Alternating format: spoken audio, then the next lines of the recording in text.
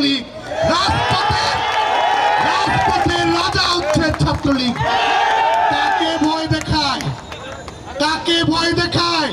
ছাত্রলীগের সভাপতি হিসেবে বলছি, কাউকে ছাড় দেওয়া হবে না, কাউকে ছাড় দেওয়া হবে না।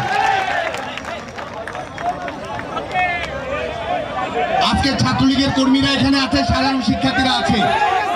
হ্যাঁ, বসো বসো। এখন একটা প্রশ্ন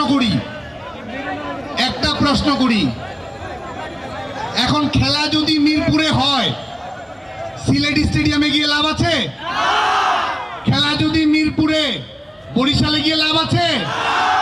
খেলা যদি মিরপুরে শেরেবাংলা স্টেডিয়ামে হয়, চিটাগাঙ্গের স্টেডিয়ামের আশপাশে